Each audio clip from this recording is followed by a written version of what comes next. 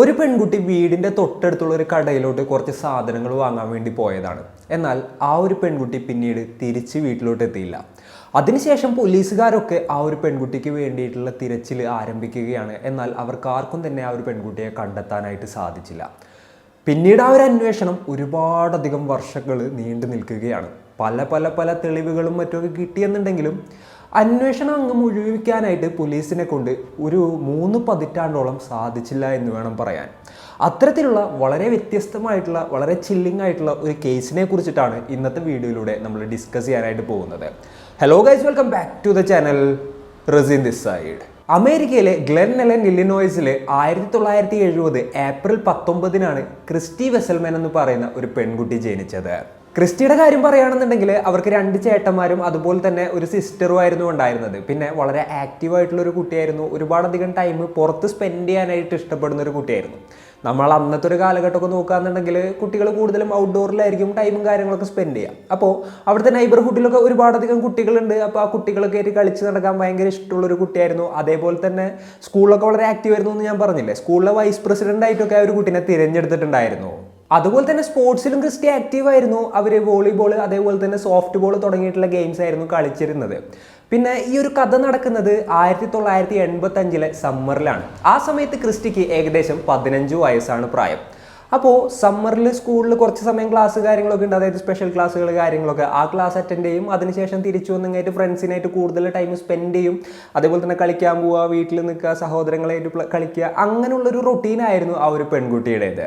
അന്ന് കൃത്യമായി പറഞ്ഞാൽ 1985 ജൂലൈ 21 ക്രിസ്റ്റി ഏകദേശം ഒരു 3:30 ആയപ്പോൾ അന്നത്തെ ദിവസം സ്കൂളിൽ നിന്ന് എത്തിയതായിരുന്നു. അപ്പോൾ അമ്മയുടെ അടുത്ത് പറഞ്ഞു, ഞാൻ അപ്പുറത്തെ കടയിൽ പോയിട്ട് കുറച്ച് ചോക്ലേറ്റ് ബാൾസും അതുപോലെ തന്നെ ഒരു സോഡയും വാങ്ങിയിട്ട് വരാമെന്ന്. അപ്പോൾ ഓക്കെ പറഞ്ഞു. തൊട്ടടുത്തുള്ള കടയാണ്, സ്ഥിരമായിട്ട് ക്രിസ്റ്റി പോകുന്നതാണ്, വലിയ ഡിസ്റ്റൻസ് ഒന്നുമില്ല.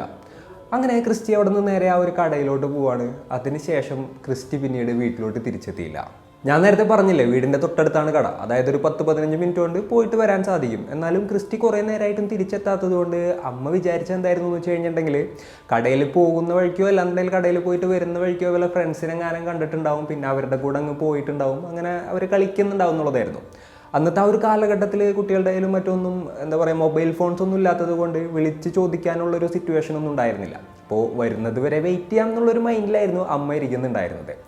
എന്നാൽ ഈവനിങ് ആയിട്ടും ക്രിസ്റ്റിയെ കാണാതായപ്പോൾ അമ്മ ചെറുതായിട്ട് പാനിക് ആവുകയാണ്. അവർ എന്താ പറയുക, ഇവരുടെ സുഹൃത്തുക്കളുടെ വീട്ടിലോട്ടൊക്കെ വിളിച്ചു വയ്ക്കുകയാണ്. അതേപോലെ തന്നെ അവിടെ ചെന്ന് അന്വേഷിക്കുകയാണ് ക്രിസ്റ്റി അവിടെ എവിടെയെങ്കിലും വന്നിട്ടുണ്ടോ എന്നുള്ളത്. എന്നാൽ അന്നത്തെ ദിവസം ആരും ആ ഒരു ഈവനിങ് ടൈമിൽ ക്രിസ്റ്റിയെ കണ്ടിട്ടേ ഉണ്ടായിരുന്നില്ല എന്നുള്ളതായിരുന്നു മറ്റൊരു വാസ്തവം.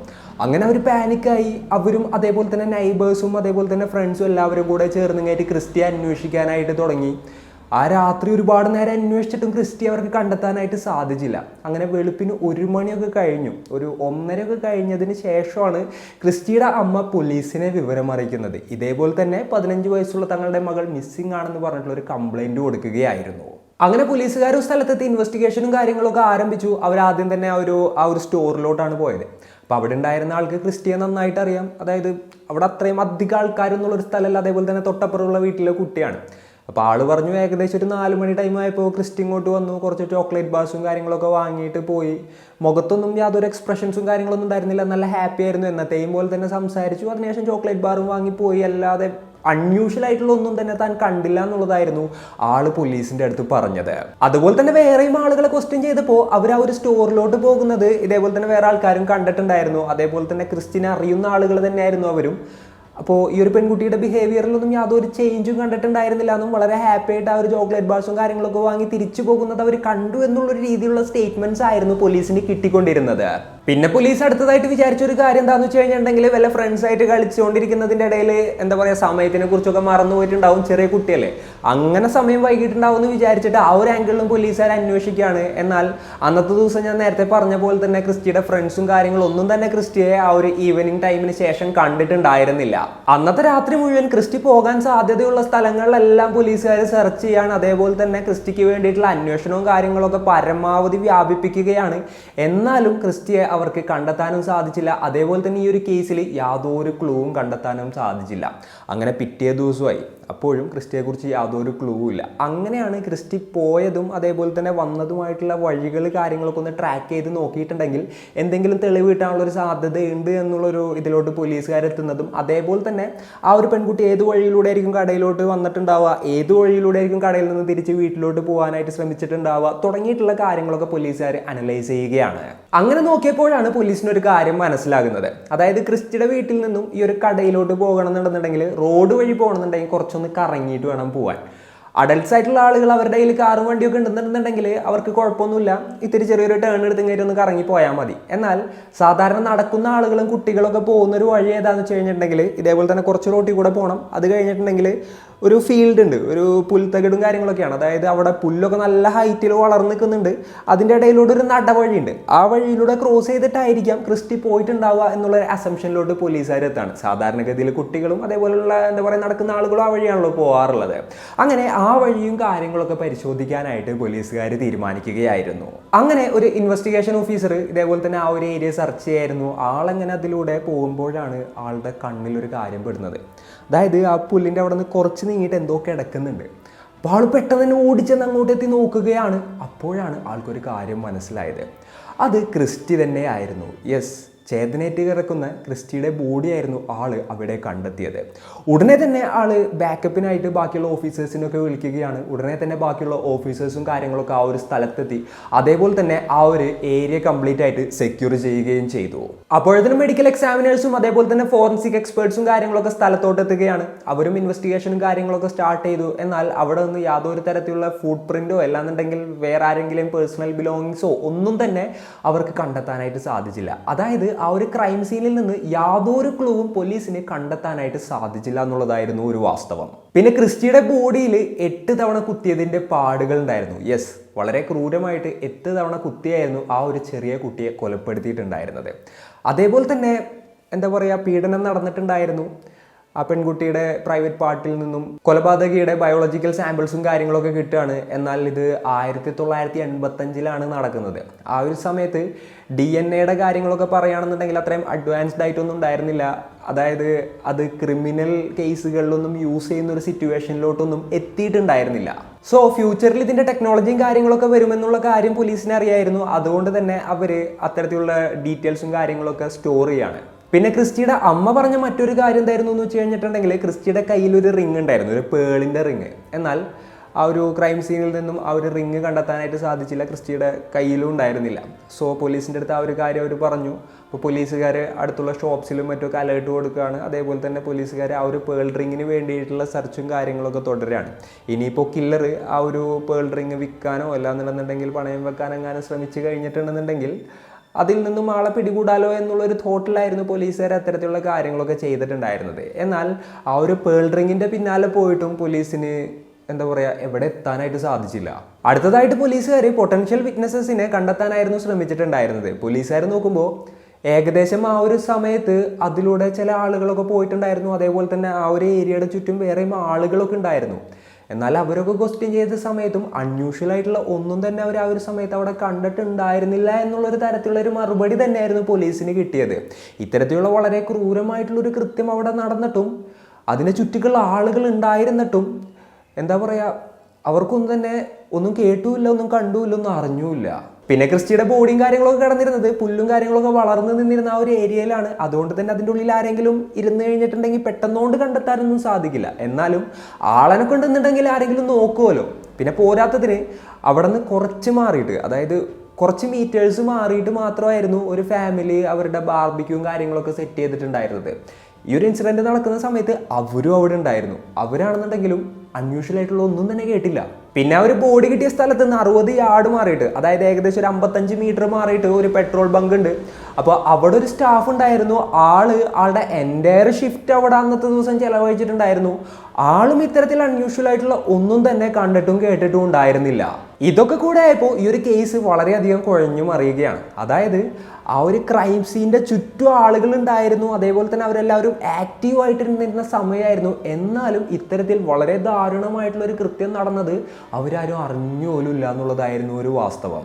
അപ്പോൾ പോലീസ് ഒരു അസംഷനിലോട്ട് എത്തിയത് എന്താണെന്ന് വെച്ച് കഴിഞ്ഞിട്ടുണ്ടെന്നുണ്ടെങ്കിൽ ആ ഒരു ടൗണിൻ്റെ കാര്യം പറയുകയാണെന്നുണ്ടെങ്കിൽ പരസ്പരം കൂടുതൽ ആളുകൾ അങ്ങോട്ടും ഇങ്ങോട്ടും അറിയുന്ന ആളുകളാണ്. സോ ക്രിസ്റ്റിക്ക് അറിയാവുന്ന ആരെങ്കിലും ആയിരിക്കും എന്തെങ്കിലുമൊക്കെ പറഞ്ഞു കഴിഞ്ഞിട്ട് ആ ഒരു പെൺകുട്ടിയെ മാനിപ്പുലേറ്റ് ചെയ്ത് കഴിഞ്ഞിട്ട് ഇതേപോലെ തന്നെ കാട്ടിലോട്ട് കൊണ്ടുപോയിട്ടുണ്ടാവുക. അതിനുശേഷം പെട്ടെന്ന് തന്നെ ക്രിസ്റ്റിയെ അറ്റാക്ക് ചെയ്തിട്ടുണ്ടാവും. അപ്പോൾ ക്രിസ്റ്റിക്ക് ഒച്ച വെക്കാനുള്ള ഒരു ടൈം കിട്ടിയിട്ടുണ്ടാവില്ല. അതിനുള്ളിൽ തന്നെ ഈ ഒരു അറ്റാക്കും കാര്യങ്ങളൊക്കെ കഴിഞ്ഞിട്ടുണ്ടാവും.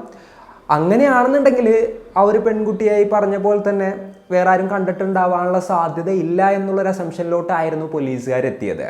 അടുത്തതായിട്ട് പോലീസുകാർ എന്താ ചെയ്തതെന്ന് വെച്ച് കഴിഞ്ഞിട്ടുണ്ടെങ്കിൽ ആ ഒരു ഏരിയയിലുള്ള കംപ്ലീറ്റ് ആളുകളുടെ ലിസ്റ്റ് എടുക്കുകയാണ്. അതായത് ക്രിമിനൽ ഹിസ്റ്ററിയും അതേപോലെ വയലൻ്റ് ആയിട്ടുള്ള പാസ്റ്റുള്ള ആളുകളുടെ ഹിസ്റ്ററി. എന്നിട്ട് അത്തരത്തിലുള്ള ഓരോരുത്തരെയും ട്രാക്ക് ഡൗൺ ചെയ്തു, അവരെ ക്വസ്റ്റ്യൻ ചെയ്തു, അവർ അന്നത്തെ ദിവസം എവിടെയായിരുന്നു തുടങ്ങിയിട്ടുള്ള കാര്യങ്ങൾ അന്വേഷിച്ചു. അങ്ങനെ എത്രയൊക്കെ അതിൻ്റെ പിന്നാലെ പോയിട്ടും ഇത് ആരാണെന്ന് കണ്ടെത്താനായിട്ട് പോലീസിനെ കൊണ്ട് സാധിച്ചില്ല. അങ്ങനെ ഈ ഒരു കൃത്യം നടന്നു കഴിഞ്ഞിട്ട് മാസങ്ങൾ കഴിഞ്ഞു. അത്രയും നാളുകൾ പോലീസ് ഇതിൻ്റെ പിന്നാലെ തന്നെയായിരുന്നു. എന്നാലും ഒരു പുരോഗതിയും ഈ ഒരു കേസിൽ ഉണ്ടാകാനായിട്ട് പോലീസിനെ കൊണ്ട് സാധിച്ചില്ല. ഈ ഒരു കേസ് അന്വേഷിക്കുന്നതിൻ്റെ ഇടയിൽ പോലീസിന് ചെറിയ ചെറിയ ടിപ്സൊക്കെ കിട്ടുമ്പോൾ പോലീസ് അതിൻ്റെ പിന്നാലെ പോകും. അതേപോലെ തന്നെ ചെറിയ ലീഡ് കിട്ടുമ്പോൾ അതിൻ്റെ പിന്നാലെ പോകും. എന്നാൽ അതെല്ലാം തന്നെ ഡെഡ് എൻഡിലായിരുന്നു ചെന്ന് നിന്നിട്ടുണ്ടായിരുന്നത്. അങ്ങനെ ഇരിക്കുകയാണ് 1988 ഭയങ്കര ഒരു അഡ്വാൻസ്മെൻറ്റ് വരുന്നത്. ഈ ഒരു ഇൻവെസ്റ്റിഗേഷൻ്റെ ആ ഒരു ഏരിയയിൽ തന്നെ പറയുകയാണെന്നുണ്ടെന്നുണ്ടെങ്കിൽ വളരെ വലിയൊരു ചേഞ്ച് ആയിരുന്നു അത്. വേറൊന്നുമല്ല, DNA അനാലിസിസും കാര്യങ്ങളൊക്കെ ആയിരുന്നു അത്. അങ്ങനെ ആ ഒരു പെൺകുട്ടിയുടെ ദേഹത്ത് നിന്ന് കിട്ടിയ DNA സാമ്പിളും കാര്യങ്ങളൊക്കെ ആ ഒരു സിസ്റ്റത്തിൽ അപ്ലോഡ് ചെയ്യുകയാണ്. അതേപോലെ തന്നെ സംശയമുള്ള ആളുകളുടെ എല്ലാവരുടെയും DNA സാമ്പിളും പോലീസുകാർ കളക്ട് ചെയ്യാണ്. അപ്പോൾ ആളുകളുടെ അടുത്ത് നിന്നിട്ട് അവരുടെ അനുവാദത്തോട് കൂടിയിട്ടാണല്ലോ ഈ ഒരു DNA സാമ്പിളും കാര്യങ്ങളൊക്കെ കളക്ട് ചെയ്യാം. അപ്പോൾ ഒരുപാടധികം ആളുകളെ പോലീസുകാർ സമീപിച്ചു. അവരെല്ലാവരും ഓക്കെ പറയാണ്. എന്നാൽ ഒരാൾ മാത്രം അതിന് എതിർത്ത് നിൽക്കുകയായിരുന്നു ഉണ്ടായിരുന്നത്. അതായത് ആള് പറഞ്ഞു ഞാൻ ഇന്നസെൻ്റ് ആണ്, ഞാൻ DNA സാമ്പിൾ തരില്ല എന്നുള്ളത്. അത് കൂടുതൽ പ്രശ്നങ്ങൾ ഉണ്ടാക്കുന്ന ഒരു സിറ്റുവേഷനിലോട്ടായിരുന്നു കാര്യങ്ങൾ എത്തിച്ചത്. ആളുടെ പേര് ഡാന ഹെൻറി എന്നായിരുന്നു. 34 വയസ്സായിരുന്നു ആളുടെ പ്രായം. പോലീസുകാർ എങ്ങനെയൊക്കെ ശ്രമിച്ചിട്ടും ആൾ DNA സാമ്പിൾ കൊടുക്കാനായിട്ട് തയ്യാറായില്ല. അങ്ങനെ ആളുടെ കയ്യിൽ നിന്നും DNA സാമ്പിൾ കളക്ട് ചെയ്യുന്നതിന് വേണ്ടിയിട്ടുള്ള ഒരു ഓർഡർ വാങ്ങാൻ വേണ്ടി കോടതിയെ സമീപിക്കുകയാണ് പോലീസുകാർ. അങ്ങനെ ഈ ഒരു കേസും കാര്യങ്ങളും കോടതിയിലെത്തിയപ്പോൾ എന്താ സംഭവിച്ചതെന്ന് വെച്ച് കഴിഞ്ഞിട്ടുണ്ടെങ്കിൽ ആൾ കോടതിയിലും കുറച്ച് പ്രശ്നങ്ങൾ ഉണ്ടാക്കുകയാണ്. അങ്ങനെ കോടതി അലക്ഷ്യമായിട്ട് പെരുമാറിയതിൻ്റെ പേരിൽ ആൾക്ക് ഇതേപോലെ തന്നെ കുറച്ച് ദിവസം തടവിനുള്ള ശിക്ഷയും കാര്യങ്ങളൊക്കെ ലഭിക്കുകയാണ്. ഈ ഒരു ശിക്ഷയും കാര്യങ്ങളൊക്കെ അനുഭവിക്കുന്നതിൻ്റെ ഇടയിൽ ഹെൻറി പോലീസിൻ്റെ അടുത്ത് സമ്മതിക്കുകയാണ് തൻ്റെ DNA സാമ്പിൾ എടുക്കുന്നതിന് വേണ്ടിയിട്ട്. അങ്ങനെ പോലീസുകാർ ആളുടെ DNA സാമ്പിളും കാര്യങ്ങളൊക്കെ കളക്ട് ചെയ്യാണ്. എന്നിട്ട് ആ ഒരു ഡാറ്റാബേസിൽ ഇട്ട് നോക്കിയപ്പോൾ ആൾ പറഞ്ഞത് സത്യമായിരുന്നു. ആളുടെ DNA സാമ്പിളും അതേപോലെ തന്നെ മറ്റേ ആ ഒരു കുറ്റവാളിയുടെ DNA സാമ്പിളൊന്നായിട്ട് മാച്ച് ആയില്ല. അതിനുശേഷം ജയിലിൽ നിന്ന് ഇറങ്ങിയ ഹെൻറി മാധ്യമങ്ങളോട് പറഞ്ഞെന്താന്ന് വെച്ച് കഴിഞ്ഞിട്ടുണ്ടെങ്കിൽ ഒരു തുണി പോലും എടുപ്പിക്കാതെ ആയിരുന്നു തന്നെ ജയിലിലിട്ട് കയറ്റി അവർ പീഡിപ്പിച്ചിട്ടുണ്ടായിരുന്നത്. അപ്പോൾ DNA സാമ്പിൾ കൊടുക്കൂല എന്ന് പറഞ്ഞത് കൊണ്ടാണ് താൻ ഇത്രയും ക്രൂരതകളും കാര്യങ്ങളൊക്കെ അനുഭവിച്ചത്. അവസാനം താൻ ആ ഒരു DNA സാമ്പിൾ കൊടുക്കാമെന്ന് പറഞ്ഞപ്പോൾ മാത്രമാണ് ഇവരുടെ പീഡനം അവസാനിപ്പിച്ചത്. ഞാൻ ആദ്യം പറഞ്ഞതുപോലെ തന്നെ ഞാൻ കുറ്റക്കാരനല്ല എന്നുള്ളത് തെളിയിക്കാനും എന്നെ കൊണ്ട് സാധിച്ചു എന്നുള്ള കാര്യങ്ങളൊക്കെ ആൾ പറയാണ്. എന്നാലും എന്താ പറയുക, ഈ ഒരു കാരണം കൊണ്ട് താൻ വളരെയധികം ബാധിക്കപ്പെട്ടു എന്നും എന്തൊക്കെയാണെന്നുണ്ടെങ്കിലും ഇതിനെതിരെ ആക്ഷൻ എടുക്കണം എന്നുള്ള ഒരു രീതിയിലുള്ളൊരു ആറ്റിറ്റ്യൂഡായിരുന്നു ആളുടേത്. അപ്പോൾ ആളൊരു ലീഗൽ ലോസ്യൂട്ട് ഫയൽ ചെയ്യായിരുന്നു ഈ ഒരു പോലീസിനും മറ്റും എതിരായിട്ട്. എന്നാൽ ആ ഒരു കേസും കാര്യങ്ങളൊന്നും വിജയിച്ചില്ല കേട്ടോ. പിന്നെ പറയുകയാണെന്നുണ്ടെങ്കിൽ ഈ ഒരു കേസിനും ഇതിനൊക്കെ ആയിട്ട് ഏകദേശം ആൾക്കൊരു $50,000 ചിലവൊക്കെ വന്നിട്ടുണ്ടായിരുന്നു. അന്ധകാലത്ത് $50,000 എന്നൊക്കെ പറയുമ്പോൾ അത് വലിയൊരു എമൗണ്ട് ആയിരുന്നു. ഇപ്പോഴും അത് വലിയൊരു എമൗണ്ട് തന്നെയാണ്. അപ്പോൾ ആ ഒരു പൈസയും മറ്റൊക്കെ കണ്ടെത്തുന്നതിന് വേണ്ടിയിട്ട് ആളുടെ വീടും കാര്യങ്ങളൊക്കെ പണയം വെക്കേണ്ട ഒരു സിറ്റുവേഷനിലൊക്കെ എത്തിയിട്ടുണ്ടായിരുന്നു. സോ ഈ ഒരു കേസിൽ എന്താ പറയുക, ഒരു കുറ്റവാളി ആയിരുന്നില്ല, ജസ്റ്റ് ഒരു സസ്പെക്റ്റ് മാത്രമായിരുന്നു. എന്നാലും ആളുടെ ആ ഒരു ആറ്റിറ്റ്യൂഡും കാര്യങ്ങളൊക്കെ കൊണ്ട് പോലീസുകാർ ആളെ സംശയിക്കുന്ന ഒരു സിറ്റുവേഷനിലോട്ട് കാര്യങ്ങളെത്തി. അങ്ങനെ ആളെ കുറേയധികം പ്രശ്നങ്ങളിലൂടെ വലിച്ചയക്കുന്നൊരു അവസ്ഥയായിരുന്നു ഉണ്ടായിരുന്നത്. അതുകൊണ്ട് ആൾക്ക് പൈസയും നഷ്ടപ്പെട്ടു. അതേപോലെ തന്നെ ആളുടെ ജീവിതത്തിലുള്ള ഒരുപാടധികം പ്രശ്നങ്ങളും ഇതുകൊണ്ടാണ് ഉണ്ടായത് എന്നുള്ളതും ആൾ പിന്നീട് പോലീസിൻ്റെ അടുത്തും അതേപോലെ തന്നെ മാധ്യമങ്ങളുടെ അടുത്തൊക്കെ പറയുകയായിരുന്നു. യെസ്, ഈ ഒരു ഇൻസിഡൻറ്റ് നടന്നിട്ട് ഒരുപാടധികം വർഷങ്ങൾ കഴിഞ്ഞിട്ടും ഇയാളുടെ നോർമലായിട്ടുള്ള ഒരു ജീവിതത്തിലോട്ട് പിന്നീട് തിരിച്ചു പോകാനായിട്ട് സാധിച്ചില്ല എന്നുള്ളൊരു കാര്യമായിരുന്നു ഇയാൾ പിന്നെയും പറയുന്നുണ്ടായിരുന്നത്. അങ്ങനെ ഇരിക്കുക ഈ ഒരു കേസിനെ കുറിച്ച് കഴിഞ്ഞിട്ട് പിന്നെയും കുറച്ച് നാളുകളൊക്കെ എന്താ പറയുക, ആരും അങ്ങനെ സംസാരിക്കുന്നൊന്നും ഉണ്ടായിരുന്നില്ല. അങ്ങനെയാണ് പിന്നെയും വേറെ ഒരു ഇൻസിഡൻറ്റ് സംഭവിക്കുന്നത്. അതിൻ്റെ പേരിൽ പിന്നെയും ഈ ഒരു കേസ് ചർച്ചാ വിഷയമാവുകയാണ്. സംഭവം എന്താണെന്ന് വെച്ച് കഴിഞ്ഞിട്ടുണ്ടെങ്കിൽ 1989 ഒരു റിസ്ട്രെയിനിങ് ഓർഡർ വേണമെന്ന് പറഞ്ഞു കഴിഞ്ഞിട്ട് ഈ ഒരു ക്രിസ്റ്റിയുടെ ഫാമിലി കോടതിയെ സമീപിക്കുകയാണ്. അതിൻ്റെ ഒരു കാരണം എന്തായിരുന്നു എന്ന് വെച്ച് കഴിഞ്ഞിട്ടുണ്ടെങ്കിൽ 1985 ഈ ഒരു ക്രൈം നടന്നപ്പോൾ തുടങ്ങിയിട്ട് അവിടെ ഉള്ള ഒരാൾ ഇതേപോലെ തന്നെ തനിക്ക് ആരാണ് കൊലപാതകി എന്നുള്ളത് അറിയാം, തനിക്ക് അതറിയാം ഇതറിയാം എന്നൊക്കെ പറഞ്ഞു കഴിഞ്ഞിട്ട് വെറുതെ ഒരു ആവശ്യമില്ലാതെ ഈ ഒരു ക്രിസ്റ്റിയുടെ ഫാമിലിനെ ഇങ്ങനെ അയാൾ ശല്യം ചെയ്തുകൊണ്ടേയിരിക്കുകയായിരുന്നു. ടിപ്സ് ഉണ്ട് എന്നൊക്കെ പറഞ്ഞു കഴിഞ്ഞിട്ട് അതും ഇതൊക്കെ ഇവരുടെ അടുത്ത് പറയും. അതേപോലെ തന്നെ എന്താ പറയുക, ഊമക്കത്തെഴുതും, അങ്ങനെ ഇങ്ങനെയുള്ള കാര്യങ്ങളൊക്കെ ചെയ്തിട്ട് ഈ ഒരു ഫാമിലിനെ ഇങ്ങനെ ടോർച്ചർ ചെയ്തുകൊണ്ടേയിരിക്കുകയായിരുന്നു. ഈ ഒരു ടോർച്ചറും കാര്യങ്ങളൊന്നും താങ്ങാൻ പറ്റാതായപ്പോഴാണ് ഇയാളിൽ നിന്നൊരു റിസ്ട്രെയിനിങ് ഓർഡർ വാങ്ങുന്നതിന് വേണ്ടിയിട്ട് ആ ഒരു ഫാമിലി നേരെ കോടതിയെ സമീപിച്ചിട്ടുണ്ടായിരുന്നത്.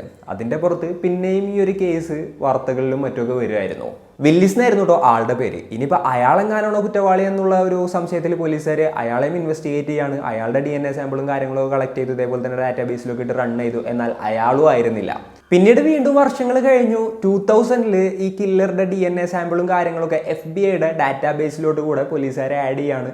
ഈ ഒരു സമയത്തിനോടകം തന്നെ ഇവർ കൺസിസ്റ്റൻ്റ് ആയിട്ട് ഈ ഒരു DNA സാമ്പിൾ മാച്ചാകുന്നുണ്ടോ എന്നുള്ളൊരു ചെക്കും കാര്യങ്ങളൊക്കെ ഇങ്ങനെ നടത്തി വരുന്നുണ്ടായിരുന്നു. അതേപോലെ തന്നെ പല ഉദ്യോഗസ്ഥർ മാറി ഈ ഒരു കേസിൽ എന്തെങ്കിലും തുമ്പിട്ടോ എന്നുള്ളൊരു കാര്യം കൂടെ അന്വേഷിക്കുന്നുണ്ടായിരുന്നു കേട്ടോ. അതായത് ഒറിജിനലി ഈ ഒരു കേസ് അന്വേഷിച്ചിരുന്ന ഉദ്യോഗസ്ഥരൊക്കെ റിട്ടയർ ആവുകയാണ്. പിന്നീട് വേറെ ആൾക്കാർ വന്നു ഈ ഒരു കേസിലോട്ട്. അങ്ങനെ പല ഉദ്യോഗസ്ഥർ മാറിയിട്ടായിരുന്നു ഈ ഒരു കേസ് അന്വേഷിച്ചുകൊണ്ടിരുന്നിരുന്നത്.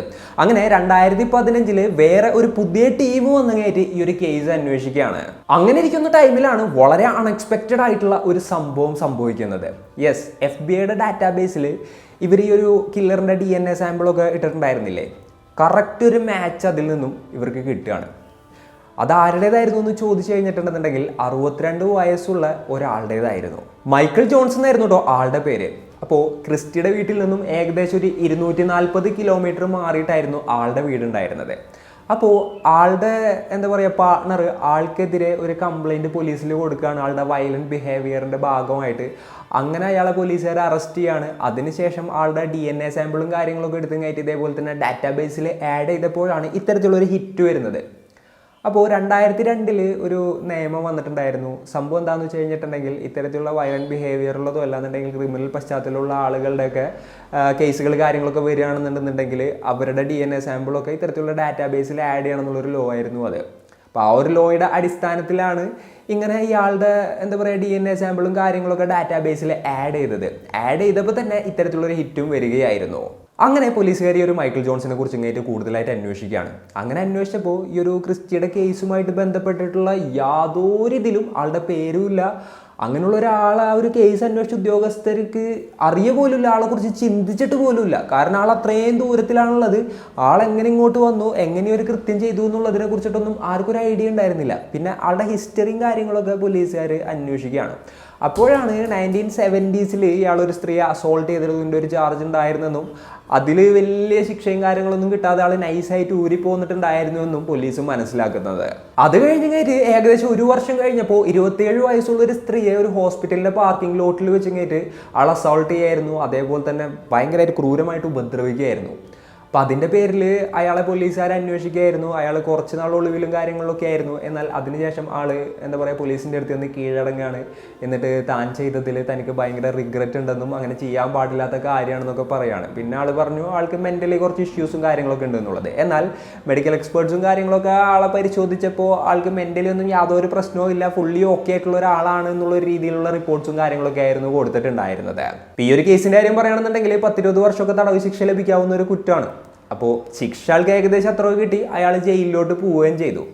എന്നാൽ ഭയങ്കര നല്ല കുട്ടിയായിരുന്നു ആൾ ജയിലിൽ. നല്ല നടപ്പിൻ്റെ ഭാഗമായിട്ട് ആളെ 1983 റിലീസ് ചെയ്യായിരുന്നു. ജസ്റ്റ് 6 വർഷം മാത്രമായിരുന്നു ഈ ഒരു കേസിൽ അയാൾ അകത്ത് കിടന്നത്. യെസ്, ഈ ഒരു ക്രിസ്റ്റി കൊല്ലപ്പെടുന്നതിൻ്റെയും 2 വർഷങ്ങൾക്ക് മുൻപാണ് അയാളെ റിലീസ് ചെയ്തിട്ടുണ്ടായത്. പിന്നെ വേറൊരു കാര്യം എന്തായിരുന്നു എന്ന് വെച്ച് കഴിഞ്ഞിട്ടുണ്ടെങ്കിൽ ഈ കേസിലെ വിക്ടിമായിട്ടുള്ള സ്ത്രീ അറിഞ്ഞിട്ടുണ്ടായിരുന്നില്ല ഇയാൾ റിലീസായ കാര്യം. യെസ്, ഇയാൾ ശിക്ഷ പൂർത്തിയാക്കാതെ റിലീസായ വിവരം അവർ അറിഞ്ഞിട്ടുണ്ടായിരുന്നെങ്കിൽ അയാളെ വീണ്ടും ജയിലിലാക്കാനായിട്ട് ഏതറ്റം വരെയും അവർ പോയാനേ എന്നുള്ളൊരു തരത്തിലായിരുന്നു അവർ പിന്നീട് മാധ്യമങ്ങളോടും മറ്റും പ്രതികരിച്ചിട്ടുണ്ടായത്.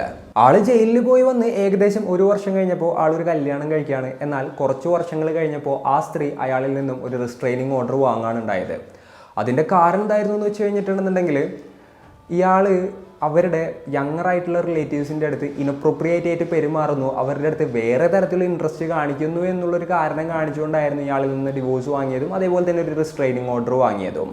എന്നാൽ ഈ ഒരു ഇതിൽ ആൾക്കെതിരെ കേസുകളോ കാര്യങ്ങളോ ഒന്നും തന്നെ ചാർജ് ചെയ്തിട്ടുണ്ടായിരുന്നില്ല. അങ്ങനെ വർഷങ്ങൾ കഴിഞ്ഞു. 1999 ആൾക്കെതിരെ വേറൊരു കേസ് വരാണ്. അത് എന്തായിരുന്നു എന്ന് വെച്ച് കഴിഞ്ഞിട്ടുണ്ടെങ്കിൽ ആ സമയത്തുള്ള ആളുടെ ഗേൾ ഫ്രണ്ടിൻ്റെ ഫാമിലി മെമ്പേഴ്സിനെ അസോൾട്ട് ചെയ്തു എന്നുള്ളൊരു കേസായിരുന്നു ആൾക്കെതിരെ വന്നിട്ടുണ്ടായത്.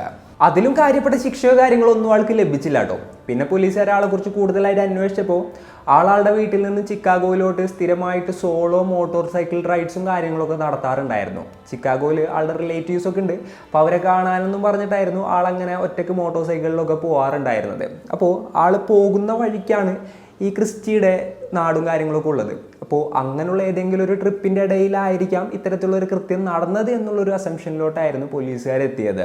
അങ്ങനെ ഒരു ലോങ് റൈഡ് ആൾ പോകുന്നതിൻ്റെ ഇടയിലാണ് ആൾ ആ ഒരു നാട്ടിലെത്തിയതെന്നുണ്ടെങ്കിൽ പോലീസിൻ്റെ റഡാറിൽ ആൾ വരാനുള്ളൊരു സാധ്യതയില്ല. പിന്നെ അന്നത്തെ കാലത്ത് അങ്ങനെ CCTV കാര്യങ്ങളൊന്നും അങ്ങനെ ഇല്ലാത്തത് കൊണ്ട് തന്നെ അയാളെ ട്രാക്ക് ചെയ്യാനും എളുപ്പമല്ല. അതുകൊണ്ട് തന്നെ ആൾ വളരെ സിമ്പിളായിട്ട് രക്ഷപ്പെട്ട് പോയിട്ടുണ്ടാവും. അതുകൊണ്ടായിരിക്കാം ആളുടെ പേരോ ഡീറ്റെയിൽസോ അല്ലാന്നുണ്ടെങ്കിൽ അങ്ങനെയുള്ളൊരു സസ്പെക്റ്റ് പോലും വരാതിരുന്നിട്ടുണ്ടായിരുന്നത്. അങ്ങനെ ക്രിസ്റ്റി മരിച്ച് ഏകദേശം ഒരു 30 വർഷങ്ങൾ കഴിഞ്ഞിട്ട് വീണ്ടും ക്രിസ്റ്റിയുടെ വീട്ടിലോട്ട് ഒരു കോള് വരികയാണ്. പോലീസുകാരായിരുന്നു വിളിച്ചത്. ക്രിസ്റ്റിയുടെ അമ്മ അപ്പോഴും വിചാരിച്ചത് റെഗുലറായിട്ട് ഇതേപോലെ തന്നെ പോലീസുകാർ ഓരോരോ തെളിവുകളും കാര്യങ്ങളും കിട്ടി അതേപോലെ തന്നെ അന്വേഷണത്തിൻ്റെ കാര്യങ്ങൾക്കൊക്കെ വേണ്ടി വിളിക്കാറുണ്ടായിരുന്നു. അപ്പോൾ അത്തരത്തിലുള്ളൊരു കോളായിരുന്നു എന്നായിരുന്നു അവർ പ്രതീക്ഷിച്ചത്.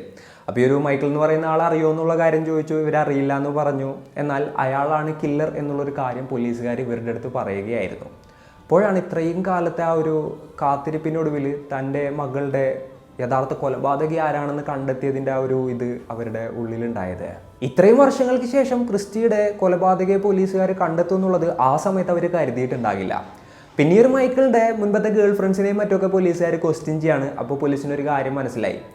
വളരെ ഫ്ലക്ച്വേറ്റിംഗ് ആയിട്ടുള്ളൊരു സ്വഭാവമായിരുന്നു ആളുടേത്. ഒരു മൊമെൻറ്റിൽ ആൾ ഭയങ്കര കാമായിട്ട് വളരെ പീസായിട്ടിരിക്കുന്ന ഒരാളായിരിക്കാം. എന്നാൽ നെക്സ്റ്റ് മൊമെൻറ്റിൽ ആൾ പെട്ടെന്ന് തന്നെ വയലൻ്റ് ആവുന്ന ഒരാളുകൂടിയാണ്. അതായത് ഇങ്ങനെ സംസാരിച്ചുകൊണ്ടിരിക്കുന്നതിൻ്റെ ഇടയിൽ പെട്ടെന്ന് ട്രിഗർ ആവുന്ന ഒരാളാണ്. അതുപോലെ തന്നെ ഡിറ്റക്റ്റീവ് ഷോസ്, ക്രൈം ബുക്സ് തുടങ്ങിയിട്ടുള്ള സാധനങ്ങളോടൊക്കെ ഭയങ്കര ഒരു ഒബ്സഷൻ ഉണ്ട്. പിന്നെ ഈ ഒരു ക്രൈമും കാര്യങ്ങളൊക്കെ ചെയ്യാനായിട്ടുള്ള ഒരു ത്വരയുള്ള ഒരാൾ കൂടിയായിരുന്നു എന്നുള്ളത് പോലീസിന് മനസ്സിലാവുകയാണ്. അപ്പോൾ ഇയാളുടെ ഇടയ്ക്കിടയ്ക്കുള്ള ഈ ഒരു ലോങ് മോട്ടോർ സൈക്കിൾ ജേണിയും കാര്യങ്ങളും കൂടെ പോലീസുകാർ ക്ലബ് ചെയ്ത് നോക്കിയപ്പോൾ മേ ബി ജസ്റ്റ് ക്രിസ്റ്റിയുടെ കാര്യം മാത്രമായിരിക്കില്ല. ഇതേപോലുള്ള ഒരുപാടധികം കേസുകളിൽ ഇയാൾ പ്രതിയായിട്ടുണ്ടാകാനുള്ള സാധ്യതകളും മറ്റും കൂടുതലാണ്. അൺസോൾവ്ഡ് ആയിട്ട് കിടന്നിരുന്ന ചിലപ്പോൾ ആരും അറിയാതെ പോയിട്ടുള്ള പല പല കൊലപാതകങ്ങളും റേപ്പുകളൊക്കെ ഇയാൾ ചെയ്തിട്ടുണ്ടാകാനുള്ള സാധ്യതകളും മറ്റും തള്ളിക്കളയാനായിട്ട് സാധിക്കില്ല എന്നുള്ളൊരു തരത്തിലായിരുന്നു പോലീസുകാർ പ്രതികരിച്ചത്. അങ്ങനെ 2015 സെപ്റ്റംബർ 18 ഒഫീഷ്യലി മൈക്കിളിനെതിരെ പോലീസുകാർ ഈ ഒരു കേസും കാര്യങ്ങളൊക്കെ ചാർജ് ചെയ്യാണ്. എന്നാൽ ഇനീഷ്യലി താൻ ഇത്തരത്തിലുള്ള ഒരു ക്രൈം ചെയ്തിട്ടില്ല എന്നുള്ളൊരു കാര്യമായിരുന്നു ആൾ പറഞ്ഞത്. എന്നാൽ തെളിവുകൾ ആൾക്കെതിരായിരുന്നല്ലോ. കറക്റ്റായിട്ടുള്ള DNA സാമ്പിളും കാര്യങ്ങളൊക്കെ പോലീസിന് ലഭിക്കാനുണ്ടായത്. അങ്ങനെ ഒരു 2-3 വർഷം ഈ ഒരു കേസ് ലാഗായി. എന്നാൽ 2018 ഇയാൾ ആ ഒരു കേസ് അംഗീകരിക്കുകയാണ്. അതായത് താനാണ് ക്രിസ്റ്റിയെ കൊലപ്പെടുത്തിയതെന്നുള്ളത് ആൾ സമ്മതിക്കുകയായിരുന്നു. ഇയാൾ ഗിൽറ്റിയാണെന്ന് പ്ലീ ചെയ്യാനുള്ള ഒരു കാരണം എന്തായിരുന്നു എന്ന് വെച്ച് കഴിഞ്ഞിട്ടുണ്ടെന്നുണ്ടെങ്കിൽ ആൾക്ക് കുറച്ച് ശിക്ഷ കുറഞ്ഞു കിട്ടുന്നതിനും അതേപോലെ തന്നെ ആ ഒരു ക്രൈം എങ്ങനെയാണ് കമ്മിറ്റ് ചെയ്തത് എന്നുള്ളതിനെ കുറിച്ചും കേട്ട് പിന്നെ ആൾക്ക് പോലീസിൻ്റെ അടുത്ത് പറയേണ്ട കാര്യമില്ല എന്നുള്ളൊരു കണ്ടീഷനും കാര്യങ്ങളൊക്കെ വെച്ചിട്ടാണ്. അതായത് ആൾ എങ്ങനെയാണ് ആ ഒരു പെൺകുട്ടിയെ ട്രാപ്പ് ചെയ്ത് എങ്ങനെയാണ് ആ ഒരു പെൺകുട്ടിയെ കൊണ്ടുപോയി കൊലപ്പെടുത്തിയതെന്നുള്ളത് ആൾ ആരുടെ അടുത്തും പറഞ്ഞില്ല. ആൾ പ്ലേ ചെയ്തുകൊണ്ട് തന്നെ അത് ആരുടെ അടുത്തും പറയേണ്ട ഒരു കാര്യം ആൾക്ക് ഉണ്ടായില്ല. അങ്ങനെ ഈ ഒരു കേസിന്റെ വിധിയും കാര്യങ്ങളൊക്കെ വരികയാണ്. 80 വർഷത്തെ തടവ് ശിക്ഷയായിരുന്നു ആൾക്ക് ലഭിച്ചത്. അതായത് 2095 വരെ ആൾക്ക് പരോള് കിട്ടാനുള്ള സാധ്യത പോലും ഇല്ല. അങ്ങനെ നോക്കുകയാണെന്നുണ്ടെങ്കിൽ ആളിനി ജയിലിൽ നിന്ന് പുറത്തു വരാനുള്ള സാധ്യത ഇല്ലാന്ന് സാരം. അങ്ങനെ ഒരു കേസിൽ തൻ്റെ മകളുടെ യഥാർത്ഥ കൊലപാതകയെ കണ്ടെത്തിയ പോലീസുകാർക്ക് ക്രിസ്റ്റിയുടെ അമ്മ നന്ദി രേഖപ്പെടുത്തുകയായിരുന്നു. അതിനോടൊപ്പം തന്നെ അവരവരുടെ ഫ്രസ്ട്രേഷനെ കുറിച്ചും പറയുകയാണ്. അതായത് ഈ മൈക്കിൾ എന്ന് പറഞ്ഞ ആളുടെ ശിക്ഷ കംപ്ലീറ്റ് ചെയ്തിട്ട് ആ ഒരു എന്താ പറയുക ജയിലിൽ നിന്ന് ഇറങ്ങായിരുന്നുണ്ടായിരുന്നെങ്കിൽ ഇപ്പോഴും ക്രിസ്റ്റി ജീവനോടെ ഉണ്ടായിരുന്നേ എന്നുള്ളതായിരുന്നു അവരുടെ അമ്മ പറഞ്ഞത്. യെസ്, 1983 ആളെ റിലീസ് ചെയ്തപ്പോൾ ആൾ ജസ്റ്റ് 6 വർഷത്തെ തടവ് ശിക്ഷ മാത്രമേ അനുഭവിച്ചിട്ടുണ്ടായിരുന്നുള്ളൂ. മിനിമം ഓഫ് 10 years ആയിരുന്നു ആൾക്ക് കിട്ടിയ ഒരു ശിക്ഷ. അപ്പോൾ ഒരു 2 വർഷം കഴിഞ്ഞിട്ടാണ് അയാൾ ഇത്തരത്തിലുള്ള ഒരു കൊലപാതകം ചെയ്തത്. യെസ്, അയാൾ ശരിക്കും ജയിലിൽ കിടക്കേണ്ട ടൈമിലാണ് ആൾ ഇത്തരത്തിലുള്ള ക്രൈമും കാര്യങ്ങളും കമ്മിറ്റ് ചെയ്തിട്ടുണ്ടായിരുന്നത്. ഇത് ആളുകൾക്ക് അറിയുന്ന ക്രൈംസ്. അപ്പോൾ ഇയാൾ ഇതേപോലെ ആരും അറിയാണ്ട് വേറെ എത്ര ക്രൈംസ് ചെയ്തിട്ടുണ്ടാവും എന്നുള്ളത് നമുക്ക് പോലും ചിന്തിക്കാൻ പറ്റില്ല. പിന്നെ ഈ ഒരു കേസിന്റെ വിധിയും കാര്യങ്ങളൊക്കെ വന്നപ്പോൾ ആദ്യം തന്നെ DNA സാമ്പിൾ കൊടുക്കാതിരുന്നിരുന്ന ഒരാളല്ലേ ഹെൻറി. ആൾ മാധ്യമങ്ങളോട് പറഞ്ഞെന്താന്ന് വെച്ച് കഴിഞ്ഞിട്ടുണ്ടെങ്കിൽ ഈ ഒരു കേസ് തൻ്റെ ജീവിതം നശിപ്പിച്ചു. അതിനുശേഷം ആളുകളൊന്നും തന്നെ പഴയ പോലെ അല്ല കണ്ടിരുന്നത്. എന്താ പറയുക, തൻ്റെ സമാധാനപരമായിട്ടുള്ളൊരു ജീവിതമാണ് അവർ ഇല്ലാതാക്കിയത്. എന്നാൽ അവരാണ് തെറ്റ് ചെയ്തതെന്നുണ്ടെങ്കിൽ, അതായത് പോലീസ് ഡിപ്പാർട്ട്മെൻറ്റാണ് തെറ്റ് ചെയ്തതെന്നുണ്ടെങ്കിലും ഇതുവരെ തൻ്റെ അടുത്ത് അവരൊരു ക്ഷമാപണവും നടത്തിയിട്ടില്ല. അതിലൊക്കെ താൻ ഭയങ്കര ഫ്രസ്ട്രേറ്റഡ് ആണ്, തൻ്റെ ജീവിതം അവരാണ് നശിപ്പിച്ചതെന്നുള്ള രീതിയിലൊക്കെ ആയിരുന്നു ആൾ മാധ്യമങ്ങളോട് പ്രതികരിച്ചത്. അപ്പോൾ ഇന്നത്തെ ഒരു വീഡിയോയിൽ ഇത്രയൊക്കെയാണ് പറയാനുള്ളത്. ക്രിസ്റ്റി വെസൽമൻ എന്ന് പറയുന്ന ആ ഒരു പെൺകുട്ടിയുടെ കൊലപാതകം ഏകദേശം 30 വർഷങ്ങൾക്ക് ശേഷം പോലീസുകാരെ തെളിയിച്ച ആ ഒരു കഥയാണിത്. അപ്പോൾ ഇന്നത്തെ ഒരു സ്റ്റോറിയും കാര്യങ്ങളൊക്കെ കേട്ടപ്പോൾ നിങ്ങൾക്ക് എന്താണ് തോന്നിയത്? നിങ്ങളുടെ തോട്ട്സും മറ്റും എന്തൊക്കെയാണെന്നുണ്ടെങ്കിലും താഴെ കമൻറ്റുകളായിട്ട് രേഖപ്പെടുത്തുക. അപ്പോൾ and it's me Radeen signing off. Peace. Stay peaceful guys. Stay safe.